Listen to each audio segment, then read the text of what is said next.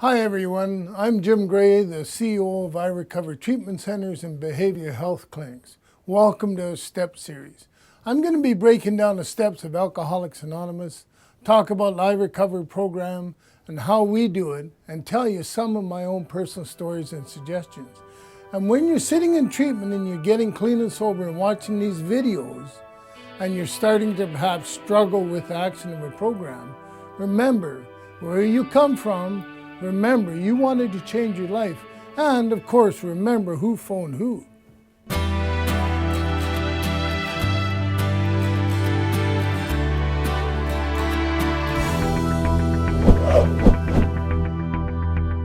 Welcome, I'm Jim Gray, and I'd like to welcome you to your treatment at iRecover Treatment Centers. So there are three basic questions everyone always asks. Can I get clean and sober? Will I relapse? And third, can I do it my own way? Well, the truth is, yes, you can get clean and sober. But the question is, do you really want to get clean and sober? Is that why you're here in the classroom today? Or are you here to please somebody? Like, what is your real reason? So, yes, you can, but do you really want to? Or are you just here because your mom told you had to go to treatment, or the court told you to go to treatment? Now that really doesn't matter, but it's very hard to answer that first question if you're not committed. So that doesn't mean that you can't be here 30 days or 60 days and learn something and all of a sudden you'll understand. But the question for today is, can you get clean and sober? And the answer is yes, if you want to.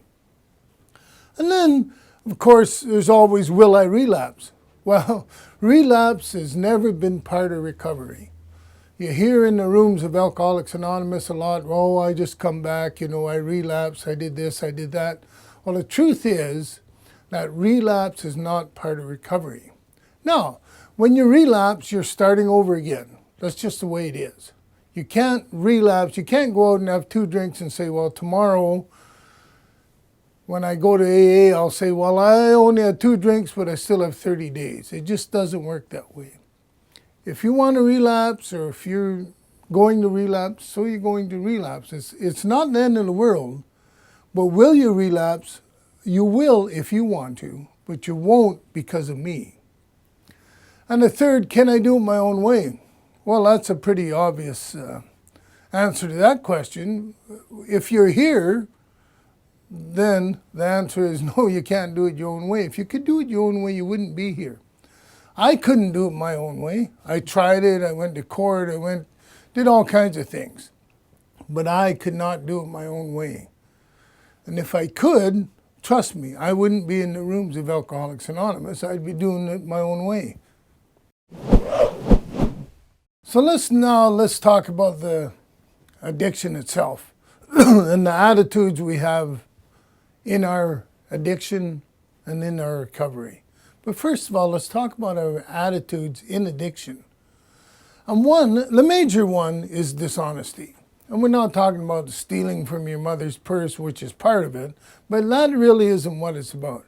It's about not being able to say to yourself, I'm an alcoholic or I'm an addict. Like, look in the mirror and be who you are. And if you can do that, you can get honest. And if you can get honest, you can beat this thing. And another part of this is spiritual bankruptcy. That's what the big book talks about. And it talks about spiritual bankruptcy in the sense that you rely upon yourself. There's nothing spiritual or nothing bigger than you in your life. So that's what they're talking about when they're talking about spiritual bankruptcy. It isn't necessarily that you don't believe in God or you don't believe in religion. It's got nothing to do with that. It's got to do with your self-reliant. You think you can do everything yourself. And if you could do everything yourself, obviously you wouldn't have an issue. Another problem we have is we have instant gratification. We want what we want and we want it now. It doesn't matter whether it's drugs, alcohol, sex, gambling, it really doesn't matter. We want what we want and we want it now. And that's part of this disease. Another one is taking. We take from everybody. We take from our parents, we take from our loved ones, we take from society. It's all about me. It's all about me time and time again. And until we can get out of that mindset, we're not about to change. So let's talk about the values in recovery now. Now, we still have all the values from our addiction side, but all we have to do is turn them around. You know, we have to be honest.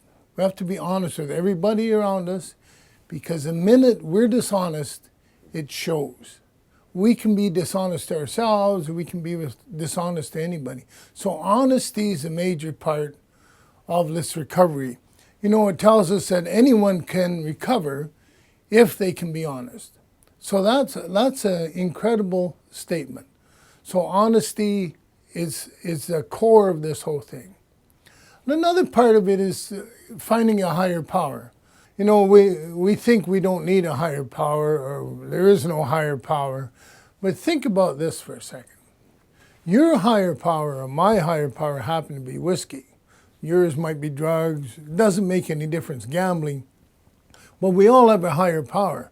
Now, in recovery, if you can make that higher power out of yourself, if you can make it God as you understand them, it gives you someone to talk to.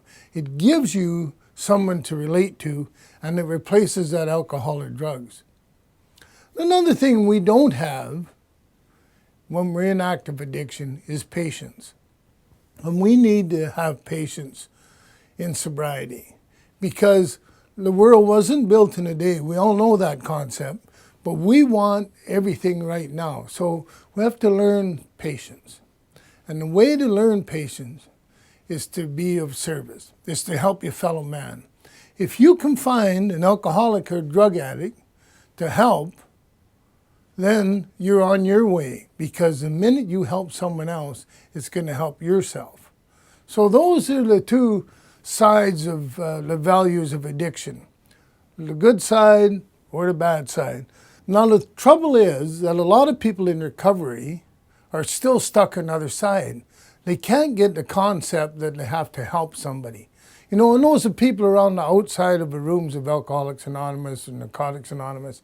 They're the people outside the rooms, the people that aren't helping, the people inside the rooms that are actually helping people get this concept: if I help other people, I'm helping myself. With iRecover, the reason the name is iRecover is because we have everything on the iPad here. And you all by now, if you're already in the classroom, chances are you have your iPads with you. So on this iPad, your instructor is going to tell you how to work it, what movies to watch, what you need to learn. There will be questions. After each video, there's questions, which is going to explain grandiosity or King Baby or whatever it happens to be the counselor's teaching you at that time. So if you guys want to go from the side of being addicted to being in recovery, you're in the right place. So I've trained all my staff here that you're involved with to beat you with the big book of Alcoholics Anonymous and with the iPad, because we want to get your attention. And if you want to change, you're in the right place. And remember, who phoned who?